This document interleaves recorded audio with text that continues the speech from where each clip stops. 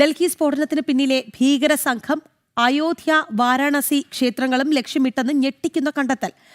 അനന്തനാഗിൽ നിന്ന് ഒരു ഡോക്ടർ കൂടി പിടിയിലായിട്ടുണ്ട്. അനന്തനാഗ് സ്വദേശി മുഹമ്മദ് ആരിഫാണ് പിടിയിലായത്. സ്ഫോടനം നടന്ന ഇടത്ത് നിന്ന് 500 മീറ്റർ അകലെ നിന്നായി ഇന്നൊരു കൈപ്പത്തി കണ്ടെത്തിയിട്ടുണ്ട് എന്നുള്ളതാണ്. അതേസമയം തന്നെ ചാവേറായത് ഡോക്ടർ ഉമർ നബി മുഹമ്മദ് തന്നെ എന്ന കാര്യം കൂടി സ്ഥിരീകരിക്കപ്പെട്ടിരിക്കുന്നു. പൊട്ടിത്തെറിച്ച വാഹനത്തിലുണ്ടായിരുന്ന മൃതദേഹത്തിന്റെ DNA പരിശോധനാ ഫലം പുറത്ത് വന്നിരിക്കുകയാണ്. വിവരങ്ങളുമായി എസ് നന്ദഗോപൻ ചേരുകയാണ്.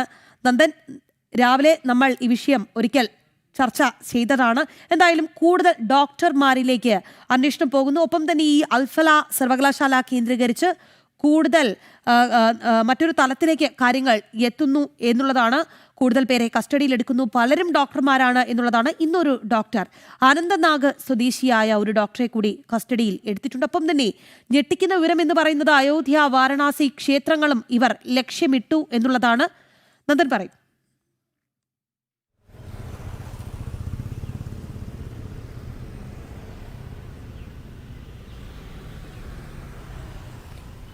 രാഖി, ഡിസംബർ 6, അതായത് കർസേവ നടന്ന ദിവസം തന്നെ അയോധ്യ, വാരണാസി ക്ഷേത്രങ്ങൾ തകർക്കാനായിരുന്നു ഈ അക്രമികളുടെ പദ്ധതി എന്നുള്ളതാണ്. അതായത് ഈ അൽഫലാഖ് മൊഡ്യൂളിനെ ആയിരുന്നു അതിന് നിയോഗിക്കപ്പെട്ടത് എന്നുള്ളതാണ് പ്രധാനമായി ഇപ്പോൾ അന്വേഷണ സംഘത്തിൻ്റെ ഒരു നിഗമനമുണ്ടായിരിക്കുന്നത്. അയോധ്യ ക്ഷേത്രത്തിലും അതേപോലെ തന്നെ വാരണാസി ക്ഷേത്രത്തിലും ഡിസംബർ 6 വലിയ സ്ഫോടക വസ്തുക്കൾ കൊണ്ടുവച്ച് തകർക്കുകയായിരുന്നു ഈ ക്ഷേത്രങ്ങൾ എന്നുള്ളതാണ് പ്രധാനമായും ഇവർ ലക്ഷ്യം വെച്ചിരുന്നത്. ആ നീക്കമാണിപ്പോൾ അന്വേഷണ ഏജൻസികൾ തകർത്തത്. കൃത്യമായ രഹസ്യാന്വേഷണ വിവരത്തിൻ്റെ പശ്ചാത്തലത്തിലും ഒപ്പം തന്നെ കേന്ദ്ര അന്വേഷണ ഏജൻസികളുടെ ചടുലമായ നീക്കത്തിലൂടെയുമാണ് ഇത് തകർത്തത് എന്നുള്ളതാണ് ഇപ്പോൾ ബോധ്യപ്പെടുന്നത്.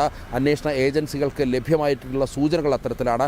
അതിനിടയിലാണ് ഇന്നിപ്പോൾ സ്ഫോടനം നടന്ന ഈ ചെങ്കോട്ടയ്ക്ക് സമീപം ഏതാണ്ട് ഒരു 500 മീറ്റർ സമീപത്തായിട്ട് ഒരു പബ്ലിക് ടോയ്ലറ്റ് ഉണ്ട്. ആ പബ്ലിക് ടോയ്ലറ്റിൻ്റെ ടെറസിൽ നിന്നുമാണ് ഒരു കൈപ്പത്തി കൂടി കണ്ടെത്തിയിരിക്കുന്നത്. സ്ഫോടനത്തിൽ പൊട്ടിത്തെറിച്ച് എത്തിയതാകാം ഈ കൈപ്പത്തി എന്നുള്ള നിഗമനമാണ് പോലീസിനുള്ളത്. അതല്ലെങ്കിൽ മറ്റൊരു സാധ്യത കാക്കയോ മറ്റോ കൊത്തിപ്പറന്നുകൊണ്ട് പോകുന്ന വഴിയിൽ അത് വീണതാകാമെന്നുള്ളതും അനുമാനിക്കുന്നുണ്ട്. ഏതായാലും ഇതുമായി ബന്ധപ്പെട്ട് ഫോറൻസിക് വിദഗ്ധർ ഇപ്പോൾ സ്ഥലത്ത് പരിശോധന നടത്തിക്കൊണ്ടിരിക്കുകയാണ്.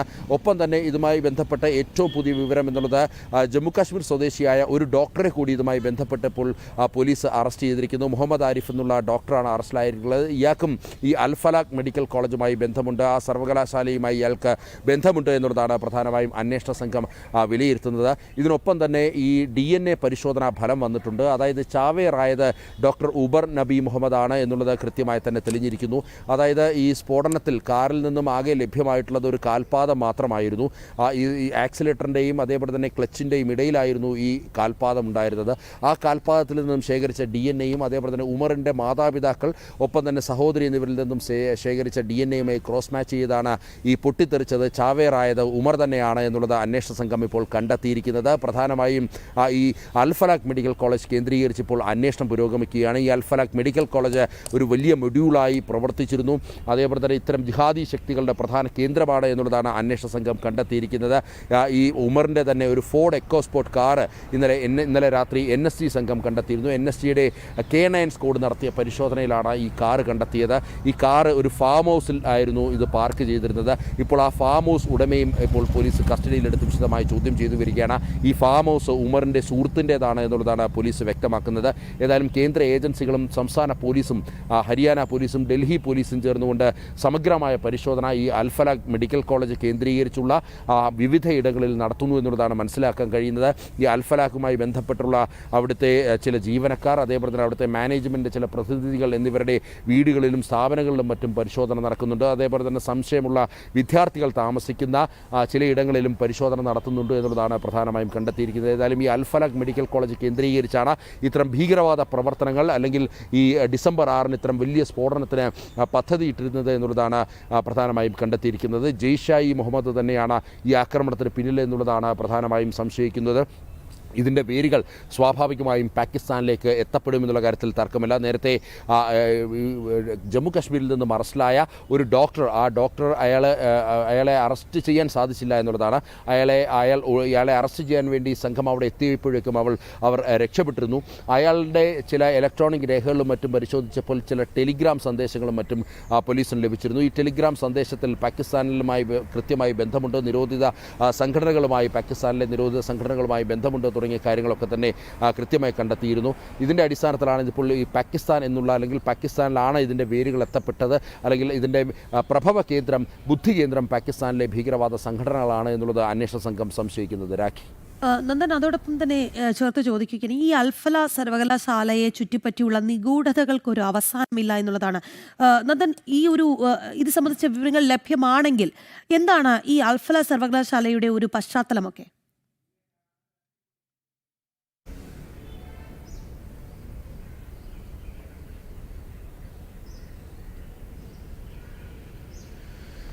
അൽഫലാഖ് സർവകലാശാല എന്നുള്ളത് ഒരു സ്വകാര്യ ഡീംഡ് യൂണിവേഴ്സിറ്റിയാണ്, ഒരു സ്വകാര്യ സർവകലാശാലയാണ്. അത് ചില തീവ്ര ഇസ്ലാമിക ആശയങ്ങൾ ഉള്ളവർ ചേർന്ന് തുടങ്ങിയ സർവകലാശാലയാണ്, അല്ലെങ്കിൽ അതിൻ്റെ മാനേജ്മെൻറ്റിലൊക്കെ ഇത്തരം തീവ്ര ഇസ്ലാമിക ആശയങ്ങളുള്ള വ്യക്തികളാണ് കൂടുതലായും ഉള്ളത്. അതേപോലെ തന്നെ അവിടുത്തെ അധ്യാപകർ, അതേപോലെ തന്നെ അനധ്യാപക ജീവനക്കാരൊക്കെ തന്നെ ഇത്തരം തീവ്ര ഇസ്ലാമിക ആശയത്തെ പിന്തുണയ്ക്കുന്നവരാണ്. വിദ്യാർത്ഥികൾ കൂടുതലായും ജമ്മു കാശ്മീർ സംസ്ഥാനത്ത് നിന്നുള്ളവരാണ് എന്നുള്ളതാണ് ഇതിൽ ഏറ്റവും പ്രധാനപ്പെട്ട ഘടകം. ഇത്തരത്തിൽ ഇത്തരം തീവ്ര ഇസ്ലാമിക ആശയമുള്ളവരെ കൂടുതലായി ഈ സർവകലാശാലയിൽ ഇത്തരം കോഴ്സുകൾ പഠിപ്പിച്ചു വരുന്നു. ഇതിനൊപ്പം തന്നെ ഈ മതപരമായ തീവ്രവാദ ശൈലിയിലുള്ള ക്ലാസ്സുകളും അവിടെ നടക്കുന്നുണ്ട് എന്നുള്ളതാണ് അന്വേഷണ സംഘത്തിനും മറ്റും ലഭിച്ചിരുന്ന സൂചനകൾ.